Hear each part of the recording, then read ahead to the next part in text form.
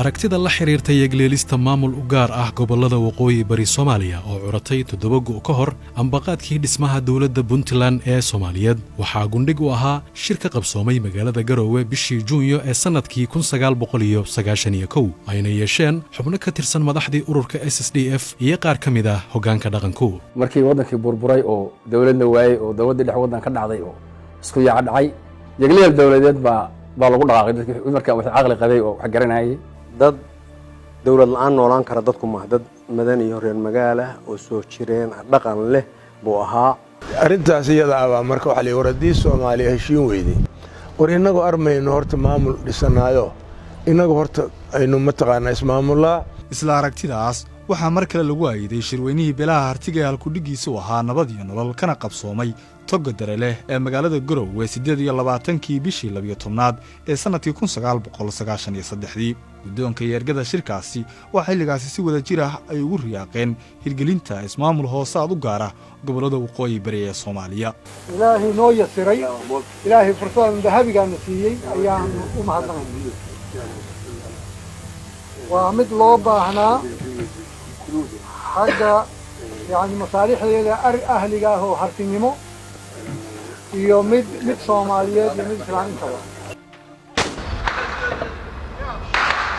horaantii 1998 xilligaas oo dalku marxalad aad u adag ku jiray laguna guuldaraystay kamira dhalinta 4 shirweyne dib u heshiisiineed oo Soomaalida loo qabtay gaar ahaan shirkii ka dhacay magaalada dalxiiseedka Soodhere ee dalka Itoobiya intii u dhaxaysay November 1996 ilaa Janaayo 1997 iyo shirkii Qaahira oo isna ku taariikhaysnaa 22 December 1997 waxaa mar kale dib u soo laba kaclaysay aragtidii ahayd hirgelinta maamul u gaar ah oo ay yeeshaan gobolada waqooyi bari Soomaaliya bulshadii Puntland deganeed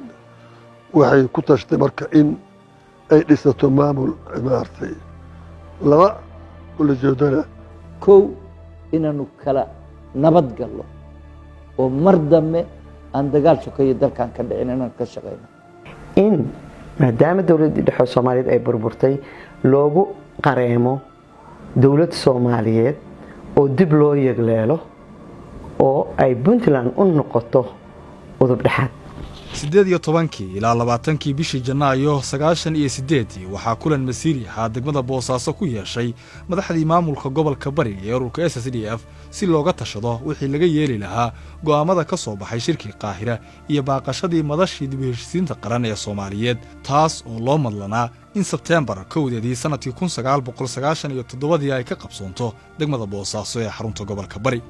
isla kulanka Boosaaso waxaa lagu go'aamiyay in la qabto shir wada tashi oo ay dadka reer Puntland ayahooda uga arrinsanayaan maadaama laga rajo dhigaynaya yiradii laga qabay dib u heshiisiin waarta iyo qaran Soomaaliyeed oo dib u hana qaada markaa kadib ayaa fikradan u timi daweedna shirka waxaa ka soo baxay fikrada in maamulada la ballaariyo oo Puntland la dhiso oo magaca halka laga dhawaaqay aqoonyahanka siyaasiyiinta haweenka Puntland dhammaan dadku waxay go'aansadeen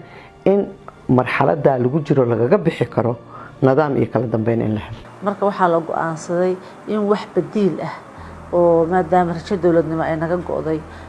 bedeli kara oo dadka awoodiisa ilaa heer tuulo ilaa heer gobol midayn kara soo celin kara adeegyadii muxuu maqnaa in la helo waana sababta keentay in Puntland loo dhiso shirkii wada tashi oo ahaa wajiga koowaad ee shirweynihii dhidibada loogu taagay dawladda Puntland ee Soomaaliyeed ee loo garanoga shirweynihii dastuurka waqooyi bari waxa uu ka qabsoomay xerada 54 ee Garowe muddadii u dhaxaysay 25 Febraayo ilaa 12 Maarso sanadkii 1998 waqtiga la isu imanayo iyo ergooyinkii iyo wixii baa adigu lagu jideeyay xilligii la ballamayna waa la isu yimi ergooyinkaas waxay yimaadeen Garowe 98kii iyadoo aan waxba la isla hayn oo xaaladdu cakiran tahay oo amnigu liito oo meel walba control aan sharci lahayn iyo shufta joogto laakiin hanka iyo muxuu ahaa wadanimada ay ku weyntahay ergooyinka la soo xulana waxa ergooyin competent ah wayna u adkaysanayeen dhibaatada maaragtay waaga jida 3 bilood ayaa la fadhiyay wejiga labaad ee shirweynihii dhismaha puntland oo islaan maxamed islaan muuse uu shir guddoominayey wuxuu 15 May 1998 ka furmay isla xerada ciidamada ee 54aad shirkaas oo qaatay 69 maalmood waxaa ka qayb galay dhinacyadii siyaasadda 26 ka mid ahaa isimadii soo jireenka ahaa ee puntland culimaaudiin aqoon-yahan iyo ergooyin ay wadartoodu gaaraysay 469 xubnood markii hore madmadow way iska jiray madmadow seebay noogu suurtagelaysaa way iska jirtay siyaasiyiintii meesha yimid oo fikir kala duwan watay caqabad kale ahayd dabadeedna dee rag waad garanaysaa meel isugu yimi oo agfaartoodu kala duwan tahay hadday rabto oo gacan shisheeye ku jirto oo tarabalku waa badnaa cabdulaahina maadaama uu soo halgamay isaga iyo raggii la socdeen ay soo halgameen qaarna ku leeday waxay lahaayeen haddii annaga halgankaan hogaaminaynay annaga hadda marka xaq u leh dadku fikir kala duwan baa la qabay qolaba meel bay ka eegaysay dadka qaar bayna u cuntamaynin in dawlad la dhiso caqabado badan baa ka hor yimid muddo sanad ku dhow yaa loo fadhiyey oo intaa maalinba xarig la furahayay dad baa rabay in la ballaariyo oo puntland inta dadka isku haybta ay degaan laga dhigo dad baa rabay in la koobo qolaba sibay u arkaysay markii horeeto SSDF oo gobolada waqooyi bari la baxay baa muxuu ahaayey damcay inay shirkaa samaystaan shirkii waxaa ka soo baxay dood ka bacdi wareednaga keliya wax ma dhisan karno oo dadku waxay inoo arkayaan hal reer markaasaa waxaa ku soo biiray walaalahooda sool iyo sanaag iyo buuhoodle kulligii meeshii waa la isugu yimid annagoo midaysan baanu shirkaa ka wada qayb gallay waa la isku raacay saame qaybsi baa dhacay waxaa lagu heshiiyey maamulkii in la dhiso awoodana la qaybsado waana dad walaalaah oo moogtahay yacni isku isirahoo muxuu ahaayey wada degaanahoo dhib badani kama uusan imanin in muxuu ahay fikraddaas la qaato oo la hirgeliyo waxaa la dhaqaajiyey in la sameeyo dastuurkii ay ku shaqayn lahayd kaasoo loo saaray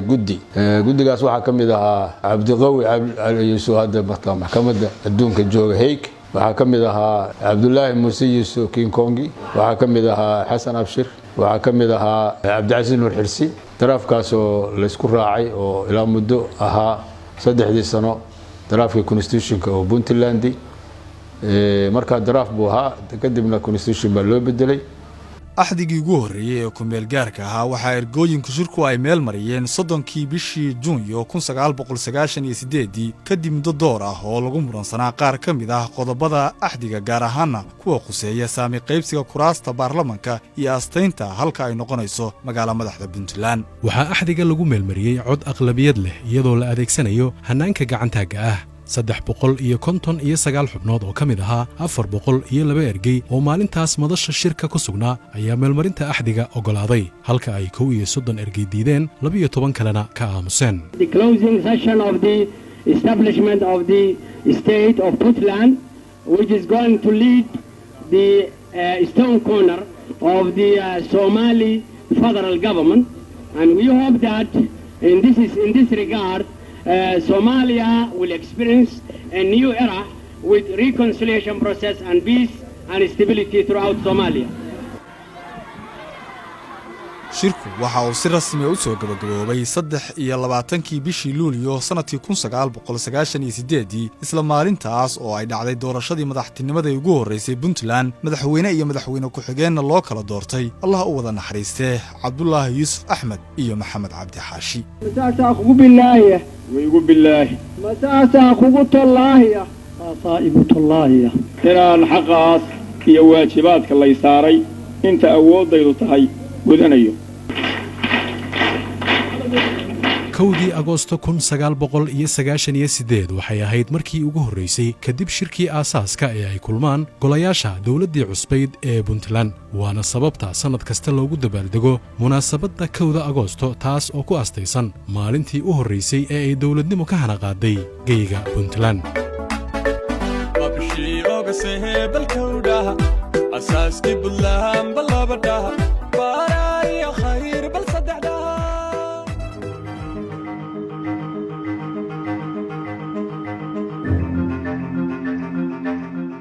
dowladdii curdinka ahayd ee dadka reer puntland dhisteen waxa ay bilowgii horeba la kowsatay caqabado door ah kuwaas oo soo shaacbaxay maalmo kadib doorashadii madaxda iyo dhismaha golihii wasiirada ugu horreeyey oo ka koobnaa 9 xubnood. caqabaduhu waxay ka bilowdeen xamaasadda ka bacdi. puntland maalintii la asaasay sawirkii ay lahayd wuxuu ahaa yagleel laga yagleelay meel ebra meel aan wax haba yaraatee ama hoy dowladeeda ama gaadiida ama dhaqaale ah ana jirin baa dowladdii curatay halkaa laga yegleelay. haddaad fiiriso madaxweynihii marka la doortay allah ilaahay ha barakeeya guriga xasan abshir degana ma madaxtooyin mardamaa abaabulay ma jirin dowlad ku horeysay markaas puntland oo dhisnayd oo ka jiray deegaanka ma jirin marka xafiisyo ma dhaxleen muxuu dokumenti iyo tixraac ma dhaxleen ma jirin muxuu ahaaye marka laga reebo ciidan jabhadeed mooyaane ma jirin ciidan qaran oo markaas jiray oo yacni la wareegi kara adeegyadii bulshada u baahnayd. wax dakhliyi ma jirin wax dadka laga qaado waxaysta maahane dakhli dowladeed oo meel yaalay oo abaabulan oo lagu shaqayn kara lama haysan. waxaan xusuustaa 3 sano u horreeyay baarlamaankii u horreeyay puntland oo 66kii u horreeyay oo gudoomiye uu ka ahaa Yuusuf Xaaji Siciid 8 bilood oo kamida wax mushahara ma qaadan. waxaa kale oo adkaa yacni sida isimadii oo powerful ahaa markaas oo muxuu ahaay amniga iyo nidaamka iyo kala dambeynta oo dhan iyaga looga dambeeyay ayaga laftirkooda si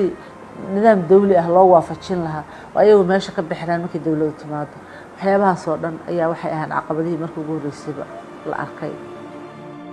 puntland oo ah dowladdii ugu horreysay dowladaha xubnaha ka ah jamhuuriyadda federaalka soomaaliya waxay tacab hiil iyo hooba leh gelisay sidii uu dalka uga dhaqangeli lahaa hannaanka dowladnimo ee federaalku. soomaaliya dadka reer puntland iyo inay dowlad noqoto sabab u ahaa dhismaha qarannimada soomaaliya puntland waxay ka geysatay wax aad u mug weyn. ciidan iyo cad soomaaliyada hadda joogta oo quruxda badan oo caalamku taageero waxa dhaliyay ama dhalay puntland marka waxaa la gaaray in shaqaalaheeda ay raashin lacag waayaan oo adeegii bulshada oo dhan la waayo. hadday gaadiid tahay hadday rag tahay hadday lacag tahay lacagtan igaga bixi jirtay bishkii kasta $100,000 baan bixi jiray oo ciidankii tagay daraaddeed aagag badanoo maanta puntland laga haysto sida laascaano oo kale ay xilligii dowladda soomaaliyeed puntland ku mashquulshay ee la qabsaday. waxaa la oran karaa waxa dhashay soo ititibisay soo bilowday in Soomaaliya wada hadasho oo muranto oo dowladnimo ku muranto waxa keentay warqadii halka laga qoray in dhismihii puntland laga hirgeliyay 1998. marka waxa weeye kala guur badan baan ugu dhacay laakiin waxaan ku guuleysanay inaan dowlad Soomaaliyeed dhisno waana midda maanta keentay inaan nahno hooyada federaalka. anigu waxaan aaminsanahay wixii aanu xaq ugu lahayn dowladda federaalka ah kama naahil ama fikir ha ahaato ama dhaqaale ha ahaato ama ha ahaato qadarin kama naahilin. puntland hooye ahayd hooyanimadii waxaa hadda loogu bedelay adeegto kaasna midaanu ku qanci karo oo qaadan karo maaha. sisteemkii federaalka ahaa oo aanu dhisnay oo gacanta ka geysanay waxay noqotay isagii inuu cadow nagu noqdo mararka qaarkood oo wixii horumar oo aan gaari lahayn oo caalamka ka heli lahayn in ay iyaga ku hakadaan. waa ka xunnahay maanta meesha ay marayso inaan puntland mudnaanta ay lahayd ayan dowladda federaalku miiska soo saarin aad baan uga xunnahay. laakiin haddana hadda ku quusan mayno weli waxaanu jecelnahay midnimo soomaaliyeed midnimo qaran soomaaliyeed horumar soomaaliyeed weli inaanu ku hoggaamino intii awooddayada ayaanu u dhisano. mabaadi'da saldhigga u ahaa jiritaanka dowladda puntland ee ku xusnaa ararta axdigii kumeelgaarka ahaa waxaa ka mid ah waxaan ku mintidaynaa yagleelidda hannaan cusub oo horseedi kara dowlad Soomaaliyeed oo federaal ah kuna dhisan nabad iyo cadaalad. waxaan ogsoonnahay in midnimada Soomaaliyeed ay ka dhalan karto hannaan nabadeed iyo is-oggolaansho dadka Soomaaliyeed ka dhasha. annagoo ku mintidayna in aan carruurtayada dhaxal siino nolol nabad cadaalad baraare iyo sugnaansho leh sidaas darteed waxaan xeersannay axdigan kumeelgaarka ah oo ah ambaqaadkii Soomaaliya cusub.